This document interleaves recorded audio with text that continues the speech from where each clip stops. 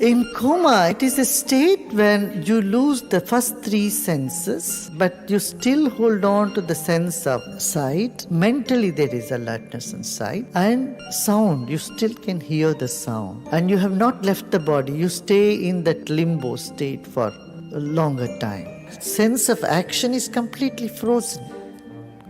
The body is frozen, but you can hear what people are saying. They want to respond, they cannot respond. This is very close, very similar to death experience. When you die, what happens to you? First, the mind withdraws from the five senses with its impressions. Sense of touch goes away. Then, taste goes away. Then smell goes away. These three things goes away. It carries only the two senses along with it still active, sound and sight. Like you are on the hot air balloon and you see everything happening down there. You can't do anything about the traffic that's happening there. You just see, oh, there is a traffic jam. But you are in the hot air balloon, you keep moving. So first 3 days is intense, and then after the 3 days or 3 nights, the soul, when it starts getting adjusted to the other realm, it keeps moving away from this. Once leave the body, then the time zone changes. 6 months is day and 6 months is night. 1 whole year is 1 day. Very few souls, they are so earthbound, they don't go for a long time. They stick on here. Very few. 0.1%, you can say. So the last rites in the Hindu tradition is something so fantastic. Because the person is still can hear, they tell him, you have lived a grand life. Your body is made up of 5 elements. Let the earth element go back to the earth, water element go back to water, fire will dissolve in fire, air goes into air element, and you are light and you merge in the universal light. That's where you have come from. You have no blemish, you have no sin, you have no impressions, you are just pure joy. You are love incarnate. Go back to your source. May you be free, may you be free, may you be free. Bless this whole creation. You are free. You need nothing now. Go. From there, bless everybody. This is what the mantras are chanted. It's such a relief. Wow. Somebody at that time, moment said, you are not the mind, you are not the intellect, you are not the thoughts. You are neither this, you are not that, you are not this, you are not this. You become free of this, you become free of that. You go to a place of total freedom. Total freedom. Usually, people, when they are nearing to their death, they lose interest in food. Some lose interest in food. Some don't. Some crave more food towards the end of life. In that case, within those 10 days, it's good to feed some people the food they were very fond of. So when they smell those food and those things, their spirit becomes, okay, like I have had this food. Give them some sort of relief. Within the 10 days, that's done. Many times, seekers, when you meditate, you find, oh, nothing is happening to me. Meditation is not happening. You know why? Some of those merits are being passed down to your forefathers. It is something that you have to, there is no escape from it.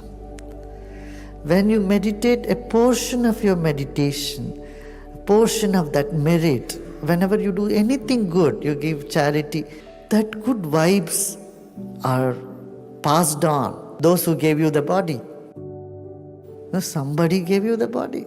And because of that only you are doing everything that you are doing. So, to that person, an amount of merit that what you do, gets automatically transferred, like inheritance. Like in this world, when somebody passes on, dies, then you inherit, no? Automatically all their loans or their earnings just falls on your head, right? In the same way, in the subtle also, these things get transferred. Just before going to bed, just have a thought, just think very strongly about something. In the dream also same thought will come up in it. And as soon as you wake up in the morning, that will be your first thought. Whatever is the strongest impression in the mind, that persists. When a person, when he's dying with all the memories of chicken and chicken and chicken. His consciousness with the strongest impression at the moment of death, that was chicken. His mind, soul gets into that faulty form. The last days of life is much more important than the whole life. To emphasize this, in India there are many stories. A very enlightened saint, a rishi, was on the bank of a river meditating, and he saw a young deer in the water. So he jumped in and saved the deer. It had hurt its leg and he cared for it, and then he got so attached to the deer. When he died, he became a deer. This is the only instance where an enlightened person, it's said almost it's impossible for a liberated man to retrieve back into an animal body. It's one of the impossibilities. And this example, Jada Bharat, is quoted throughout, just to tell you the last impression is most important, that even he became a deer. Your strongest cravings and your strongest fear and aversion determines your next life. Rats are born as cats. They are not born as dogs. Some animals are afraid of only some other animals. Whichever animal they are afraid of, that is the next body for them. Because the strongest fear is the last impression in the mind. And that gives rise to the next birth. More than father and mother, the grandparents are attached to the kids. So when they leave the soul, they will be born to them. Usually this happens. That's why they keep the same name also.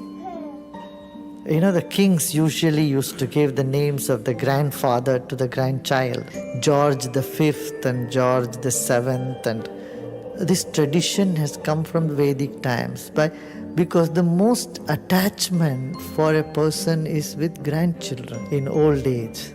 You are born in the same family, to the same, because of your attachment, because your world is limited. You are not open to everybody in the world. The attachment is so strong within the same family, or if someone has a deep aversion towards somebody, they are born to them.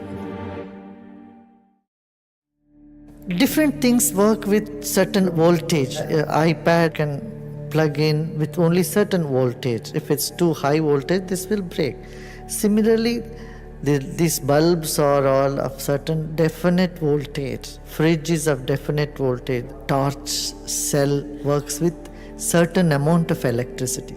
Similarly, the subtle body and causal body's combination, each soul gets certain amount of voltage, energy with. When a man, woman meet, that moment of conception, the energy that they have brings that type of soul into the planet. The union of man and woman determines what type of soul is going to come, which voltage soul can come there. Suicide is like saying, I'm so cold and removing all your jackets. It's like a child wants to go to sleep, but it is crying so hard. You want to sleep, but you don't want to sleep, and so you cry. Similarly, you are so cold, instead of taking more blankets on you, you are removing all your clothes off. So this is exactly suicide.